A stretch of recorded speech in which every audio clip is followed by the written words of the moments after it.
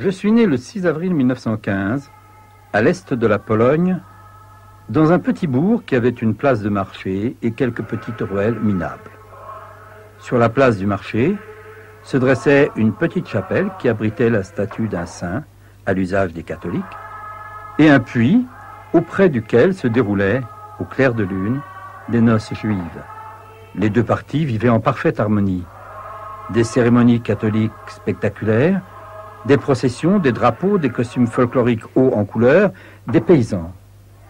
De l'autre côté de la place du marché, des rites mystérieux, des chants fanatiques et des prières, des bonnets de renard, des chandeliers, des rabbins, des cris d'enfants. Au-delà de la vie quotidienne, ce bourg silencieux était tourné vers l'éternité. Mon père, instituteur à l'école, n'est pas revenu de la guerre. Ma mère, ma sœur et moi, nous sommes allés chez le frère de notre grand-mère. C'est là que nous nous sommes élevés. Il était curé. Sur un sac rempli de riz, le visage d'une jeune femme. Sur un autre sac rempli de riz, la même femme devenue vieillard.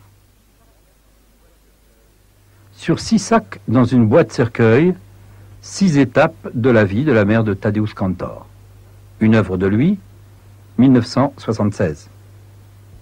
Sur une vieille photographie jaunie, à gauche, le père de Tadeusz Kantor, à la veille de partir pour la guerre. Une photographie que Kantor gardera auprès de lui pendant la préparation de Wielopolė, Wielopolė.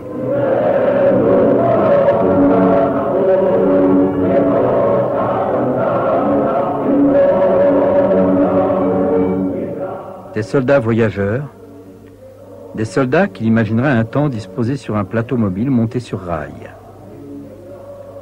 La guerre envahissant la vie quotidienne.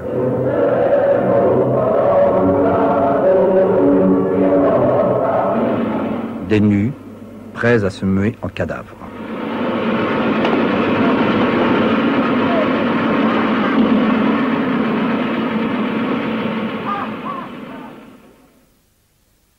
Wielopolė, Wielopolė, un long travail sur le souvenir des lieux, du concret de la chambre, de la métaphore de l'antichambre, de la vie quotidienne, une famille réduite au rang le plus bas, et puis la guerre, et la rencontre des mythologies chrétiennes et juives, l'angoisse, le dérisoire et la tendresse, et toujours l'illusion brisée, le rite joué, rejoué et déjoué. Des souvenirs de plus en plus dépouillés au fur et à mesure que se construit le spectacle.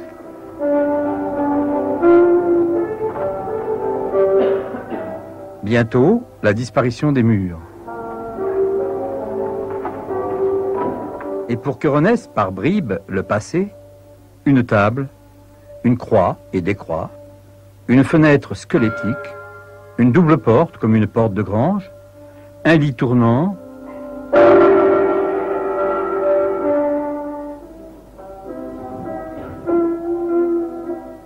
et une vieille armoire branlante comme les aime Kantor.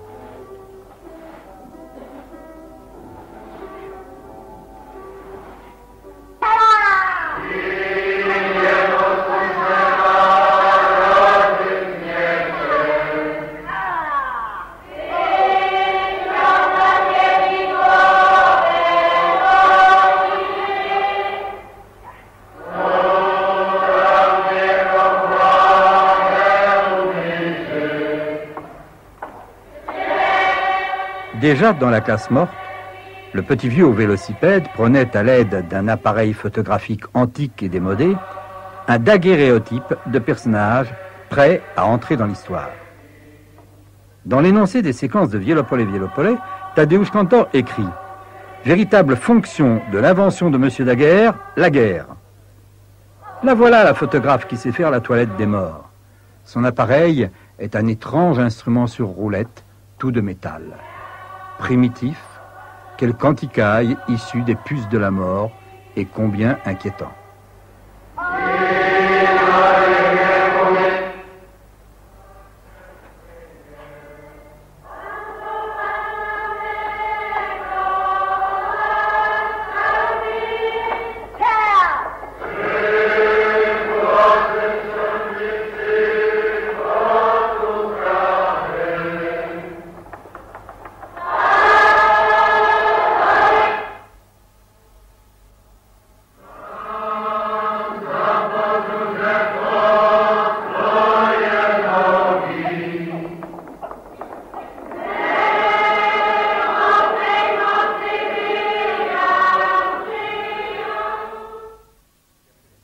Tadeusz Kantor perfectionne l'instrument de son invention en une série d'esquisses successives. L'appareil à photo devient un engin transformable, il se mue en mitrailleuse. La photographie tue. Elle fixe la vie et la balaye. Une image fanée qui peut-être nourrira les souvenirs.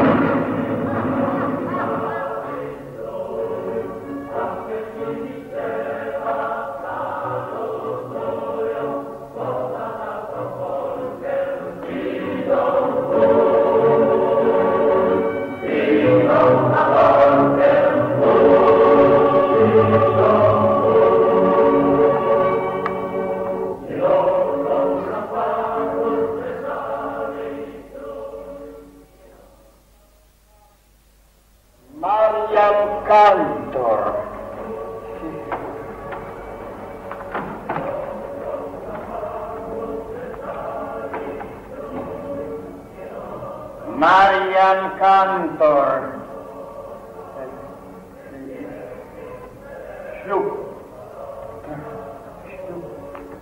Le mariage posthume de Marianne Kantor. La quotidienneté, le rite et la mort. Ou quand revivent les morts pour mieux retourner au passé et se laisser rejeter. L'homme pantin et la tendresse.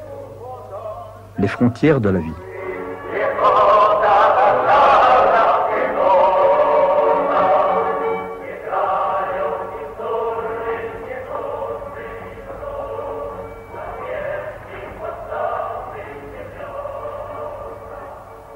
Heleno Berger, czy masz dobrą, a nie przymuszoną wolę tego oto Mariana Kantora, którego tu przed sobą widzisz? Za małżonka sobie pojąć. No.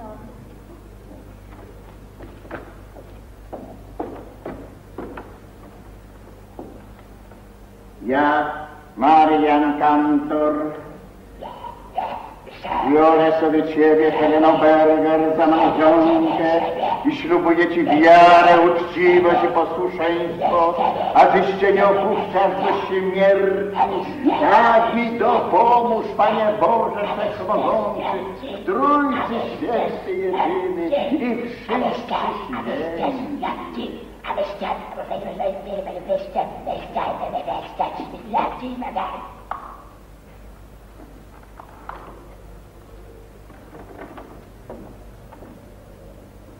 Ja, Helena Berger, biorę sobie ciebie, Marianie, za małżonka i ślubuję ci wiarę, uczciwość i posłuszeństwo, a żeś cię nie opuszczasz do śmierci. Tak mi dopomóż, Panie Boże Wszechmogący, w Trójcy Święty Jedyny i wszyscy święci. Amen.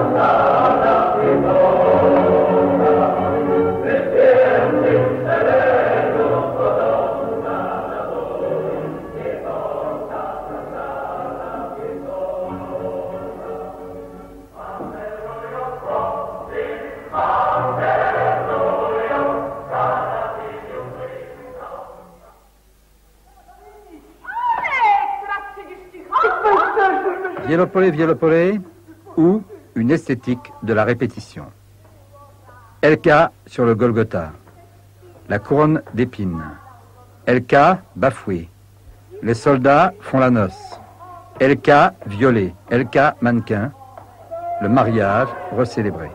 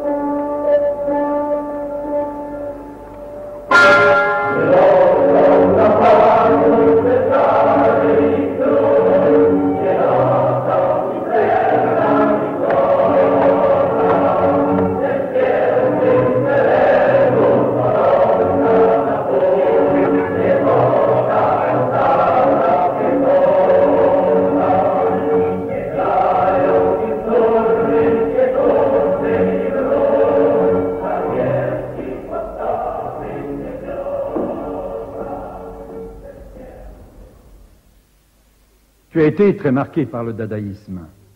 D'autre part, tu parles aujourd'hui d'un théâtre de l'émotion et même d'un constructivisme des émotions. Tu dis même vouloir faire pleurer les spectateurs. Peut-on simultanément être dadaïste et prôner un théâtre de l'émotion? Y a-t-il là une contradiction que tu assumes? Ou bien as-tu évolué? Je crois qu'il faut faire au cours du temps, il faut faire la correction de cette notion de dadaïsme. C'est-à-dire aujourd'hui, est-ce que ça peut être, est-ce que c'est possible aujourd'hui, dans notre temps, dans notre époque, est-ce qu'on peut être le dadaïste? C'est-à-dire, je suis fier que je proviens de ce mouvement que je trouve un des plus risquants, un des plus non-conformistes, Même les surréalistes n'étaient pas tellement non conformistes que les dadaïstes. Parce que, par exemple, les surréalistes acceptaient l'idéologie politique. Oui. Oui. Et les dadaïstes étaient contre tout. Ils étaient contre tout. Et ça me plaît beaucoup. Être contre tout. Même contre soi-même. Ce sont les mots des dadaïstes. Être toujours contre tout. Et contre l'art. Et contre l'art, oui. Mais contre l'art, oui. Maintenant, je ne suis pas contre l'art. Oui. J'avais les moments dans ma carrière, dans mon évolution, que j'étais contre l'art, contre l'état artistique, oui, contre le lieu artistique, contre l'œuvre d'art, mais toujours, même chez les dadaïstes, malgré tout ce manifeste dadaïste, le Rue Noire de Marcel Duchamp est devenu l'œuvre d'art. Oui, c'est l'œuvre d'art. Oui. C'est le temps qui a fait ça. Oui.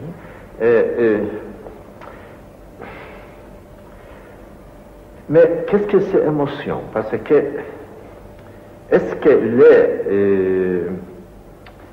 les œuvres des dadaïstes, est-ce qu'ils n'ont pas de l'émotion?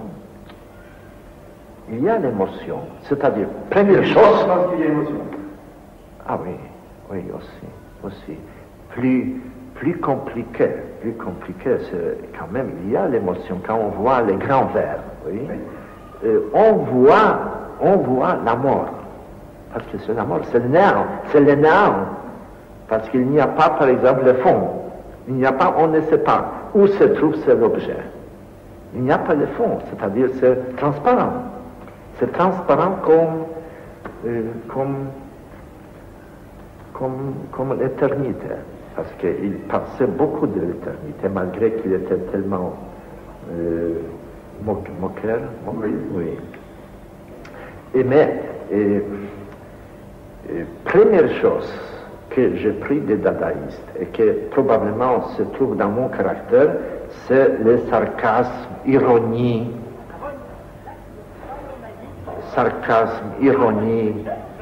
dérision, blasphème. C'est la première chose. Après vient cette nostalgie pour plaire. Pour plaire moi-même et faire plaire les autres. Parce qu'au fond, selon moi, il s'agit de contradictions dans l'art. J'accepte les choses qui sont contradictoires. Cette situation donne quelque chose que j'apprécie beaucoup, l'attention. Et ce n'est pas émotion, c'est plutôt l'attention. L'attention peut aussi mener à pleurer. Parce que s'il n'y avait pas dans Villopol et Villopol de l'attention, parce qu'on ne pleure pas à cause de la mort de ce curé. Non. Mais pourquoi beaucoup de gens qui pleurent? Dans quel moment et quel motif dans Villopol et Villopol font pleurer? Est-ce que c'est le moment de la vie, c'est-à-dire naturelle, c'est-à-dire par exemple la mort d'un curé? La mort est tellement dérisoire qu'on peut rire. Alors où?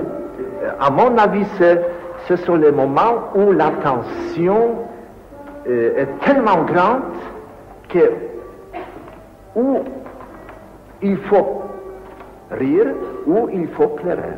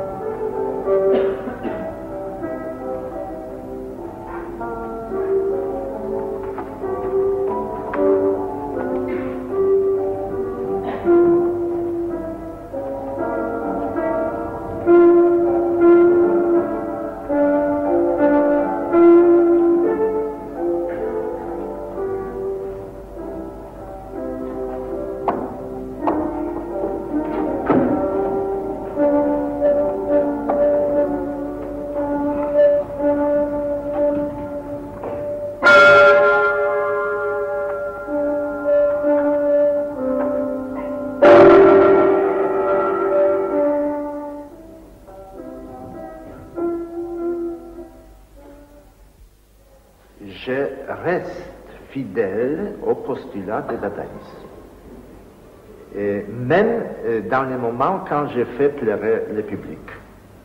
Je trouve que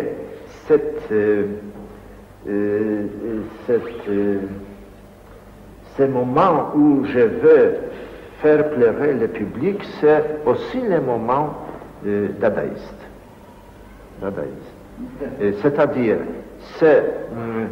cette tendance, cette intention provient pas de sentimentalisme qui est contre lequel était toujours dadaïsme, oui. Parce que cette intention provient des éléments formels, purement formels. C'est-à-dire, je ne renie pas les moments purement formels. C'est-à-dire presque, qu'est-ce que ça veut dire purement formel? Que ça ne signifie rien dans le sens de la vie quotidienne. C'est le postulat dadaïste, c'est-à-dire c'est contre tout.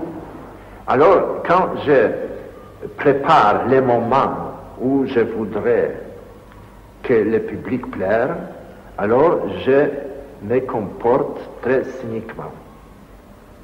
Pas peut-être dernièrement, parce que peut-être je suis devenu sentimental, alors, mais c'est autre chose. Mais quand je préparais, par exemple, Villopole, je me suis comporté, oui, très objectivement et très avec le sang-froid. Mais ce que tu veux dire là? Alors, il s'agissait de valeurs pas esthétiques, mais formelles. Quel moyen trouver pour faire pleurer le public? Alors, c'est le cynisme. Ah, naturellement. Alors, c'est les dadaïstes. Ils manipulaient avec tout. Avec les rires aussi, les rires et les pleurer, c'est la même chose. C'est la même chose. Ce sont les contradictions, ce sont les moments opposés, mais c'est la même chose.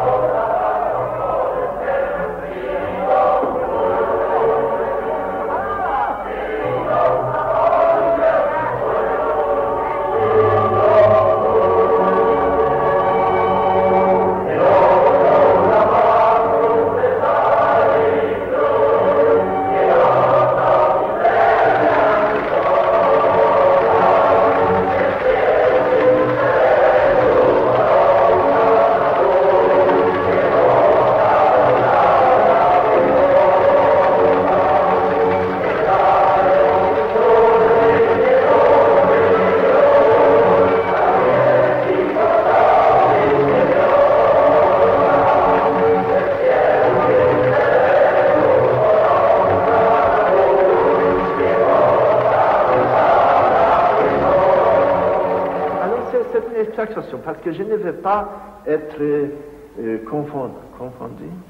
confondu avec pur sentimentalisme. Oui.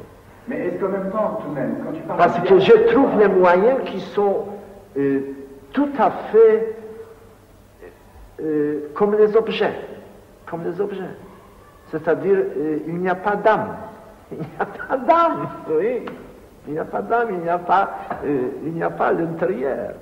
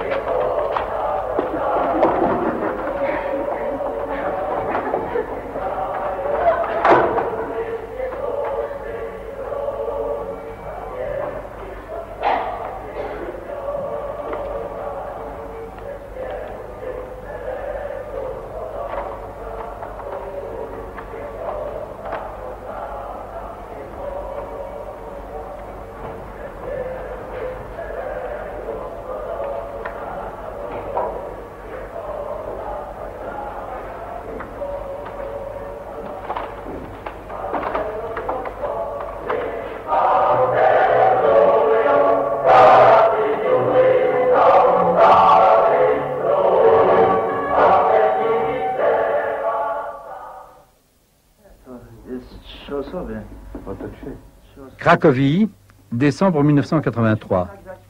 Dans la salle de la Cricothèque, tendue de drap noir, première répétition du nouveau spectacle de Tadeusz Kantor, qu'il crève les artistes.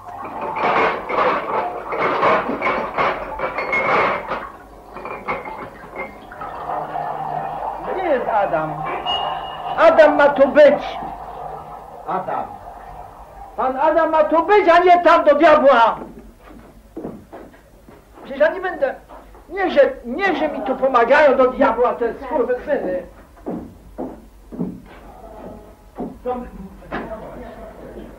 Już. No dobrze, ale to ja się denerwuję. Powiedziałem, mają tutaj być na moje rozkazy. I koniec.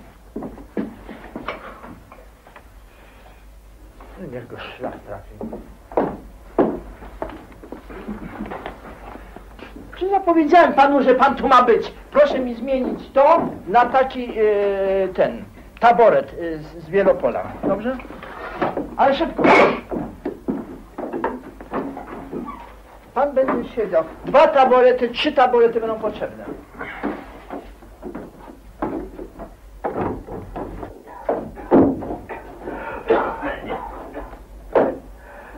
Teraz byś mogła wziąć tę poduszkę.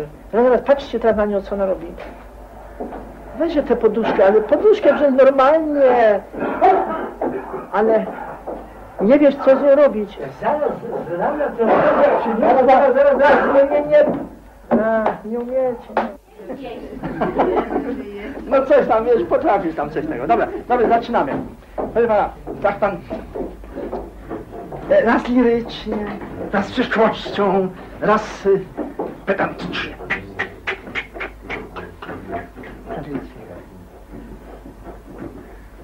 Z ciepłością. Zmienia się. Dobra. Uważajcie, kolega. Dobra, ale żeby było słychać. On myje.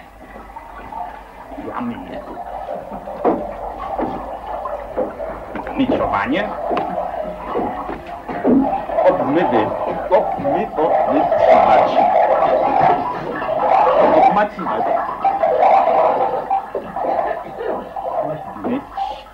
Myciować. Obmyciować.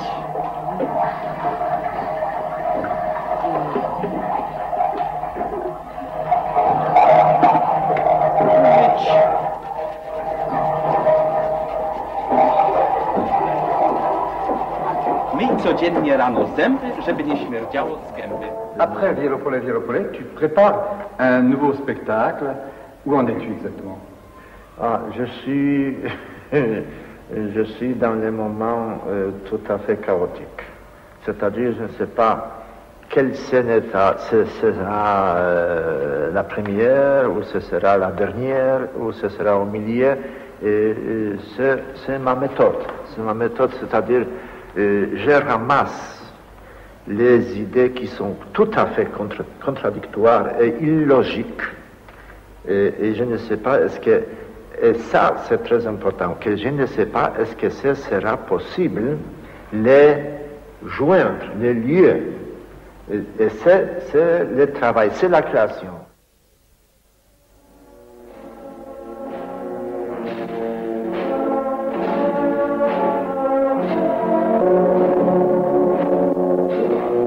Et quand je prépare les spectacles, c'est-à-dire quand je pense, je peux écouter plusieurs heures la mélodie, par exemple, que j'utilise après dans les spectacles. J'écoute, même il y a le moment quand je commence presque à pleurer. C'est-à-dire c'est l'émotion. Chez moi. Maintenant, par exemple, dans les nouveaux spectacles, la sphère sonore qui est aussi la marche militaire, mais tout à fait autre, dans les rythmes funéraires. Il est tellement triste qu'après quelques heures, quand on écoute, on peut pleurer. J'ai apprécié ça. Dans cet état de l'excitation, parce que ce n'est pas la tristesse, c'est l'excitation, je suis très heureux dans ce moment. Tu sais? Quand je commence presque à pleurer, je suis très heureux. Et dans ce moment, je trouve le moment d'inspiration. Mais c'est tout à fait, tu sais, décadent. Non, c'est tout à fait dans l'esprit du symbolisme, de décadence que je trouve très, très beau. Je voudrais commencer par la scène presque symbolique, c'est-à-dire il y a un monsieur qui est mort. Et les gens qui les connaissent, c'est-à-dire la famille, les amis, sur la scène, ce sont les acteurs qui jouent avec lui, qui est mort. Et comment on pourrait représenter la mort? Alors, selon mon idée des emballages, les amis et la famille l'habillent, comme pour long voyage. Enfin, il est droit. Ils l'attendent. Tous sont en noir. Commence la marche. Ils attendent. Lui est inerte, encore ne bouge pas. Mais il est comme la poupée terrible, horrible, emballée, tu sais. Il attend. Ça doit être. Attendre. Dans certains moments, il enlève le chapeau et il commence à marcher. Dans ce rythme. Et il attend avec les... Et ces moments quand on... retire les chapeaux, c'est le moment comme dans le cimetière, au cimetière. Comme devant le tombeau ouvert. Oui. Et il attend. Et il commence sa marche. Et c'est celui. Très pauvre pour le long voyage. Et il marche. Ça dure 3 minutes, 4 minutes, 15 mètres. Après, il disparaît. Après 2 minutes, il apparaît de nouveau. Ce seront après, c'est l'idée. Tous les acteurs, parce que tous les artistes doivent crever, qui jouent. Alors, après 2e, après 3e, après 4e, 5e, et après une foule qui marche. Mais ce sera coûteux, parce qu'il faut faire beaucoup de costumes pour changer. Et à la fin, c'est une idée totalement séparé de l'idée du spectacle, mais on peut faire ce happening. Et à la fin, il y a la foule qui marche, disparaît de nouveau. Et cette marche, oui. Et à la fin, moi, comme le dernier, dois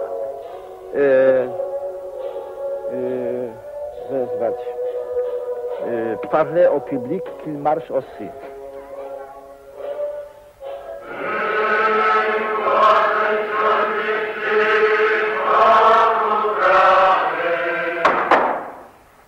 Pendant que le travail se poursuit sur le nouveau spectacle, Vielopolé, Vielopolé en arrive quelque part à l'Ultima Cena. Une lointaine image, la scène de Léonard de Vinci. Mais autour d'elle, comme un happening, dont les personnages ne sont pas ceux de l'histoire religieuse, mais des vivants et des morts.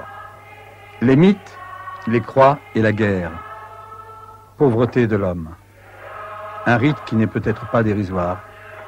Une nappe blanche étalée sur 2 pauvres planches et chaque soir méticuleusement repliée. Peut-être l'espoir, mais sûrement l'angoisse, même si l'humour vient la désarçonner.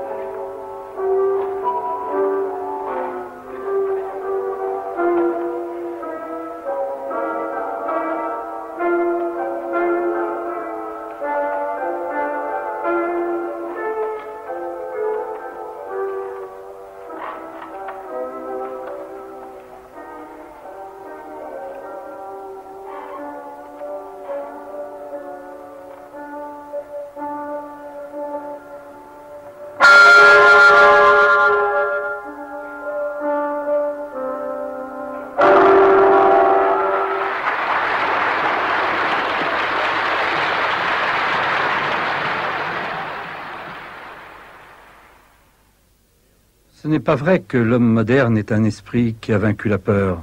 Ce n'est pas vrai. La peur existe. La peur devant le monde extérieur, la peur devant notre destin, devant la mort, devant l'inconnu. La peur devant le néant, devant le vide. Ce n'est pas vrai que l'artiste est un héros ou un conquérant audacieux et intrépide, comme le veut une légende conventionnelle. Croyez-moi, c'est un homme pauvre, sans armes et sans défense, qui a choisi sa place face à face avec la peur, en toute conscience. C'est dans la conscience que naît la peur. Je suis debout devant vous, juge sévère, mais juste. Je suis debout, accusé, et plongé dans ma peur. Et c'est une différence entre les anciens dadaïstes, dont je me sens le descendant, et moi. Levez-vous, criait Picabia, le grand moqueur, vous êtes accusé. Et voici ma correction, aujourd'hui, à cette invocation autrefois imposante. C'est moi qui suis jugé et accusé. Je suis debout devant vous, et il me faut chercher des raisons et des preuves, je ne sais pas, de mon innocence ou de ma culpabilité. Je suis debout, comme autrefois, comme par le passé, dans l'école, dans ma classe, et je dis, j'ai oublié. Je savais, je vous assure, mesdames et messieurs. Tadeusz Kantor, Petit Manifeste, 1978.